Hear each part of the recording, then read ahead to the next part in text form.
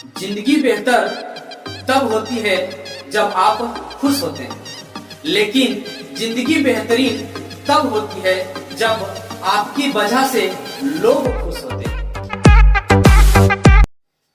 चलिए देखना दोस्त, तो इस वीडियो में टेस्ट 4 हम सब देखेंगे। तो चलिए शुरुआत करते हैं, और बहुत ही बारीकी से और बेसिक से, आपको तो पता ही है, बहुत ही एकदम जीरो लेवल से बताते हैं कि जिनका अगर क्लास छूट गया हो या किसी प्रकार से मिस हो गया हो, ट्यूशन नहीं गया हो, चैप्टर छूट गया, तो आसानी से एकदम बहुत ही केवल समय दीजिए, आसानी से आपको नंबर एकदम आएगा और पूरी तरह से विश्वास के साथ आपको पूरा समझ में आएगा। क्लियर? चलिए शुरुआत करते हैं। सवाल नंबर 1 देखना है। सवाल नंबर 1 क्या है? निम्नलिखित में समानांतर श्रेणी में है, मतलब समानांतर श्रेणी का कहने का मतलब अर्थात कि एपी में है या नहीं। एपी है माने कौन? 4 ऑप्शन दिया गया है, कौन इसमें एपी है। एपी जांच करने के लिए दोस्त आपको सार्वंतर मतलब डी चेक करना होता है। सार्वंतर, जिसका सार्वंतर अगर बराबर हो जाए, समान हो जाए, उसको हम कहेंगे सार्वंतर है, माने कि समानांतर श्रेणी में है, बोले तो अर्थात एपी में है।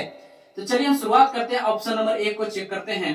तो हम पता होना चाहिए कि डी कैसे निकालते हैं। डी A2 माइनस A1 है ना। अगर फिर डी की हम बात करें तो A3 माइनस A2। इसी प्रकार मैंने पिछला से अगला में घटाना होता है। तो जैसे अर्थात हम इसको प्रथम पद कहते हैं, द्वितीय पद कहते हैं, तृतीय चतुर्थ कहते हैं, अर्थात इसको A1 A2 A3 A4 कहते हैं। क्लियर यहाँ तक? तो यहाँ से हम पीछे वाला से मतलब A2 हो गया, E हो गया A1, तो A2 माइनस A1 4 में से 2 जाएगा, तो A2 कितना है 4, A1 कितना है दोस्त? तो A1 है 2, तो इसको घटाएंगे तो कितना आएगा 2। चलिए एक और चेक कर लेते हैं इसी में। अब यहाँ A3 कितना? A3 है तीसरा नंबर पर, इसलिए इसको A3 कहते हैं। A3 8 माइनस A2 कितना 4, तो इसको घटाएंगे तो कितना जाएगा 4। जैसी देखिए कि D बराबर है, इसका D 2 आया है और इसका D कितना है 4 आया है, इसलिए यह एपी नहीं होगा, यह समानांतर श्रेणी नहीं है। चलिए अगला ऑप्शन देखते हैं, ऑप्शन नंबर बी को चेक कर लेते हैं। तो हम यहाँ पर देखते हैं डी चेक कैसे किया जाता है। A2 माइनस A1, तो A1 है, A2 है, A3 है, A4 है, मैंने जयमा स्थान पर उसको A लगा देना होता है। तो A2 में से A1 मैंने पिछला में से अगला घटाना होता है, पिछला में से अगला, पिछला में से अगला। क्लियर? तो यहाँ A2 कितना भैया? आराम से -1। ये सब छोटा छोटा चीज है ना जो आपको ले डूबेगा, इसलिए बहुत ही बारीकी से वहां पे कैलकुलेशन करना होता है। माइनस प्लस पर ध्यान नहीं देंगे तो पक्का बोरम जाइएगा। तो यहाँ पर माइनस का A1 कितना है 0। क्लियर? तो 0 से इसका कोई तो महत्व नहीं, तो केवल कितना बचा माइनस का 4। अगला डी बराबर फिर से चेक कर लेते हैं, तो अगला क्या हो जाएगा A3 माइनस A2। तो A3 भैया क्या है माइनस का 8, माइनस ये वाला, और A2 कितना है? तो A2 है भैया माइनस का 4। जब भी एक बात और यहाँ से आप ध्यान रखें, जब भी माइनस आए ना तब ब्रैकेट लगाना शुरू कर दीजिए, क्योंकि ब्रैकेट आप जिस दिन लगाना शुरू कर देंगे आपका कैलकुलेशन एकदम सही होगा। क्या होता है कि लगाना शुरू करता है इसी में सब बोरम चल जाता है, इसलिए आराम से आप ब्रैकेट लगाना शुरू कर दीजिए। अब इसका कैलकुलेशन देखते हैं। माइनस का 8 माइनस माइनस प्लस का 4, घटाएंगे भैया कितना आएगा माइनस का 4। क्या आएगा? घटाएंगे तो माइनस का ही 4 आएगा। अच्छा एक और देख लेते हैं, डी बराबर A4 माइनस A3 देख लेते हैं। इसका तो लग रहा है 4 समान आ रहा है। अब यहाँ पर देखेंगे 12 में से माइनस का A4 कितना? A4 माइनस का 12 माइनस A3 कितना भैया माइनस का 8, तो -12 माइनस माइनस प्लस का 8, घटाएंगे माइनस का 4। तो यहाँ पर आप देखें इसका भी डी -4, इसका भी डी -4, इसका भी डी -4, माने सार्वंतर सबका क्या है समान है। तब हम एकदम बेखौफ और बिंदास कहेंगे कि ऑप्शन नंबर बी समांतर श्रेणी है, अर्थात एपी में है। कोई दिक्कत यहां तक नहीं ना? चलिए अगला सवाल को ध्यान से समझना है। सवाल नंबर 2 देखिएगा, बोला समानांतर श्रेणी 3 प्लस √2, 3 प्लस 2√2 और 3 प्लस 3 √2। तो यहां से अलग अलग, ये हो गया A1, ये यहां से यहाँ A2, ये हो गया A3 और ये हो गया A4। हमसे क्या बोला का सार्वंतर होगा, मतलब अभी अभी हम डी चेक कर रहे थे, अभी सार्वंतर ही पूछा। आराम से यहाँ देखिए सार्वंतर होगा, सार्वंतर को डी कहते हैं। तो हमसे भी इस बार क्या पूछ लिया गया है डी पूछ लिया गया कि इसका डी क्या होगा, सार्वंतर क्या होगा। तो सार्वंतर कैसे निकाला जाता है, डी बराबर, डी को ही सार्वंतर कहते हैं, डी को क्या कहते हैं, सार्वंतर। चलिए लिख देते हैं, सार्वअंतर, इसी को डी कहते हैं। डी बराबर क्या होता है, सूत्र A2 माइनस A1। ये जरूरी नहीं कि A2 माइनस A1 ही हो, A3 माइनस A1, माने जो शुरुआत में जितना लेंगे उससे पीछे एक कम माइनस लगाकर। क्लियर। अगर हम कहते हैं कि A4, इसके पीछे क्या होगा, A3, हम कहते हैं A5 तो माइनस A4, हम कहते हैं A10 तो A9, माइनस का A9। क्लियर ना। तो इसका सूत्र कुछ आप समझ गए होंगे। यहाँ पर हम इसका सार्वंतर चेक करते हैं। यहाँ पर हमारे पास क्या है, ध्यान देना, A2 में कितना भैया, A2 में है 3 प्लस √2, माइनस था माइनस, A में क्या है तो 3, A में क्या है 3, प्लस माइनस मर गया, कितना बचा √2। तो इसका करेक्ट आंसर क्या जाएगा, √2। ऑप्शन नंबर ए इसका करेक्ट आंसर होगा। अब 2 का correct answer option number A. चलिए अब देखना है यहाँ पर सवाल नंबर 3 को जरा ध्यान से देखिएगा। बोला त्रिभुज ABC में DE समानांतर, इसको क्या पढ़ते हैं, समानांतर BC, और AD बटे DB बराबर 5/3, तब AE बटे AC पूछा। यहाँ पर हम आपको रूल बताते हैं, बहुत ही ध्यान से समझिएगा। मान लिया जाए यह एक त्रिभुज है, तो यहाँ तो फिगर बना के नहीं दिया गया है आपको, एकदम जब भी ऐसा बोले ना तो आंख बंद करके यही फिगर ऐसी बनाना। ABC बोला त्रिभुज, और बोला है कि DE समानांतर किसका है, BC का। तो भैया DE समानांतर किसका है, DE समानांतर किसका है, B और E का, DE समानांतर BC का। अब यहां से सवाल है, इसका रूल जो है, इसका रूल बता देते हैं, थ्योरम याद रखना। क्या होता है इसका रूल, AD बटे DB बराबर, अब क्या होता है AE और बटे EC, ये दोनों आपस में दोस्त बराबर होते हैं। तो ये इसका रूल है, इसको याद रखना है। लेकिन आपसे क्या पूछा, जरा ध्यान दीजिए, आपसे पूछा है AE बटे AC, माने इतना और पूरा बड़का का मान पूछा है, यहां से मान पूछा। तो हमको पता है यह रूल है ना, नोट से इसको थ्योरम कहते हैं, इसको आप ध्यान में रखिएगा। चलिए देखते हैं AD बटे BD, इसका मान दिया गया है 5/3, तो ऊपर वाला का कितना, इसका मान है 5 और इसका मान कितना है 3। कोई दिक्कत यहां तक, तो आराम से आप देखिए, AD का मान कितना दिया है 5, और DB का मान कितना है, DB का मान 3, और DB का मान बटे का 3 बराबर। हमसे यहाँ पर ये कुछ पूछा है नहीं ना, हमको पता है AE बटे EC, मतलब कि AE बटे EC का मान भी यही होगा।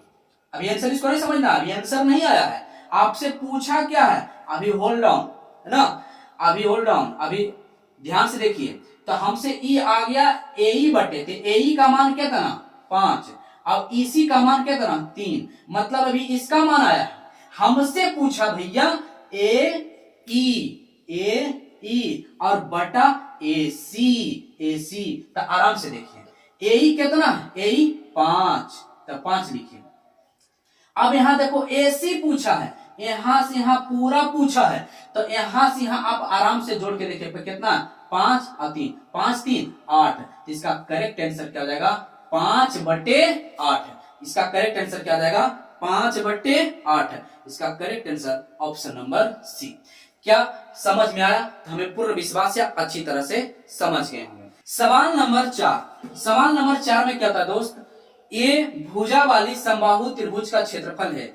ये भुजा है ना, शंकु, बेलन, गोला, अर्धगोला, वृत्त, त्रिज्यखंड, एकदम ये सब का ना आपको डायरेक्ट सूत्र भी पूछ दिया जाता है। जैसे यहाँ देखो समबाहु त्रिभुज का पूछ दिया गया है, तो चलिए समबाहु त्रिभुज का थोड़ा सा हम बता ही देते हैं। समबाहु त्रिभुज का क्षेत्रफल, समबाहु त्रिभुज का क्षेत्रफल होता है √3/4 गुने भुजा स्क्वायर। ए के मतलब होता है भुजा, ए के मतलब भुजा। फिर होता है समबाहु त्रिभुज का परिमाप, समबाहु त्रिभुज का परिमाप होता है 3 गुने भुजा, 3 गुने भुजा। और एक पूछ दिया जाएगा समबाहु त्रिभुज की ऊंचाई, क्या पूछ दिया जाएगा, ऊंचाई। आपको ध्यान में रखना है √3 गुने भुजा बटा 2, √3 गुने भुजा और बटे के 2। तो समबाहु त्रिभुज की ऊंचाई बराबर क्या होता है, √3/2 गुने भुजा, को ऐसे भी बोल देता है √3/2 गुने भुजा, अर्थात वही मतलब है दोस्त। और इसके बटा में 1 है तो ऊपर गुना करेंगे तो √3 गुना 1/2 वही ना है, कोई दिक्कत इसमें नहीं ना। तो चलिए यहाँ पे ध्यान दीजिए, आपको ये तीनों है ना याद रखना है। सवाल यहाँ पे देखा हमसे पूछा क्या, समबाहु त्रिभुज का क्षेत्रफल पूछ दिया, क्या पूछा है, क्षेत्रफल पूछा। तो क्षेत्रफल क्या होता है, √3/4 गुने भुजा स्क्वायर, कहां मिल रहा है भैया, √3/4 गुने भुजा स्क्वायर, ऑप्शन नंबर सी, कोई दिक्कत नहीं ना। चलिए अगला सवाल करते हैं।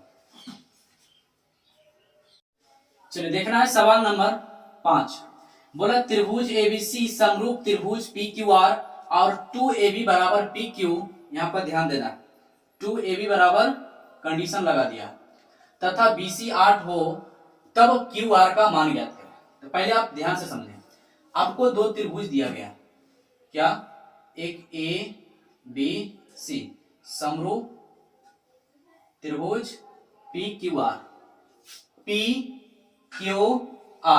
यही ना है, जरा ध्यान से देखना समझना, कंडीशन क्या दिया, उस कंडीशन अगर समझ में आ गया तो मजा आ जाएगा। कंडीशन है दोस्त 2AB और बराबर PQ, अर्थात अगर हम AB गुणज में है, हम अगर AB का मान निकालना चाहे तब PQ अब बटे कहां चला जाएगा, 2, PQ बटे का 2। आप यहां से अब जरा ध्यान से समझने का प्रयास करें, आप यहां ऐसे यहां से सोचे चाहे यहां से, जैसे इच्छा वैसे सोचे, यहां पर आप कुछ भी हो, AB बराबर 2, 3, 4, 5, 6, 7, 8 जो इच्छा वो मान सकता, कोई टेंशन, ठीक है ना।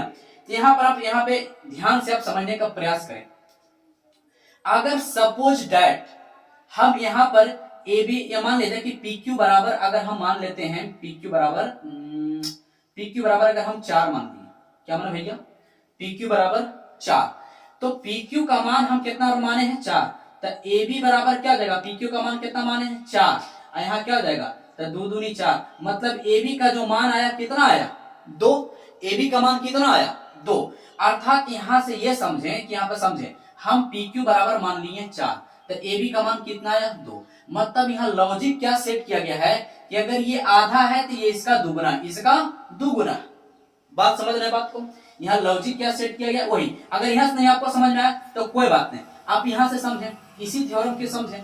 मान लेते हैं कि आप AB बराबर हम मान लिए 2, तो AB बराबर अगर हम 2 मान लिए, जैसे AB बराबर है ना 2 मान लिए, तो 2 दूनी 4, तो ये जो 4 आया है किसका मान आया है, PQ का ना, यह PQ है। ये जरूरी नहीं कि आप 2, 4 ही माने, जो इच्छा वो मान सकते हैं, क्लियर।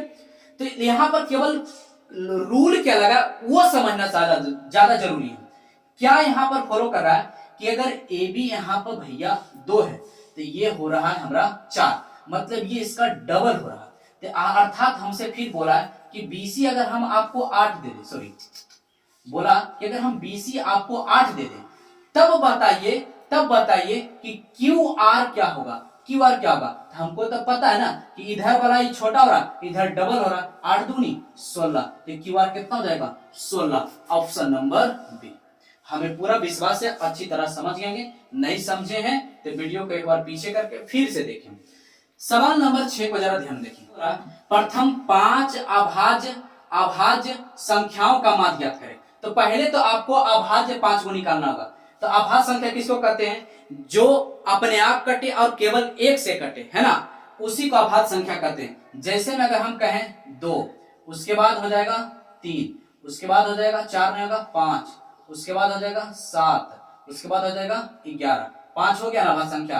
देखिए आप केवल 2 से कटेगा और 1 से कटेगा, इसके अलावा और इसको कोई काटने वाला है 2 और 1, और कोई काटने वाला है इसमें 3 और 1, कोई कटेगा और इसको भी 3 और 1, कोई कटे ना वाला, सॉरी ये 5 से कटेगा और 1 से और कोई बीच में है काटने वाला, इसको 7 और केवल 1, और कोई है काटने वाला नहीं। अगर 3 को इसका भाजा देना तो वह अभाज्य संख्या नहीं होगा, इतना आप समझते होंगे, कोई दिक्कत नहीं ना। अब जरा ध्यान देना, इसको सबसे छोटी अभाज्य संख्या कहा जाता है। क्या कहा जाता है, सबसे छोटी अभाज्य, पूछ दिया जाता है कि सबसे छोटी अभाज्य संख्या किसे कहा जाता है, तो 2, ठीक है।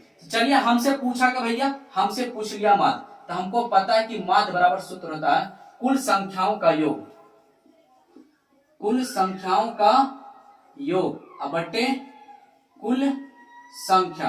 तो कुल संख्याओं का योग तो 2 प्लस 3 प्लस 5 प्लस 7 प्लस 11 अब बटे कुल संख्या कितना, कुल संख्या 1 2 3 4 5 बटे का 5, तब 3 2 5 5 10 7 17 और 17 11 28 बटे 5, यही आपका आंसर हो जाएगा option number C correct answer. कोई दिक्कत यहाँ तक दोस्त नहीं ना। चलिए अब देखना सवाल नंबर 7, बोला कि माध्यक का 3 गुना और माध्य का 2 गुना का अंतर क्या होता है। तो एक सूत्र आपको बताते हैं, इसको याद रखना है। बहुलक, बहुलक बराबर होता है 3 माध्यक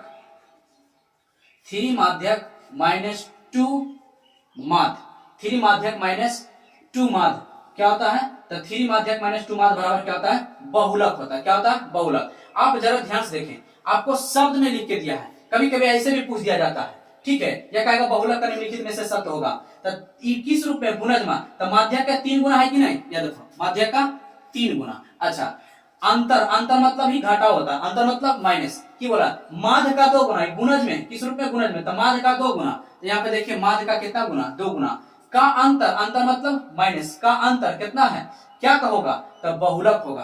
क्या होगा भैया, बहुलक, ऑप्शन नंबर सी। कोई दिक्कत यहाँ तक।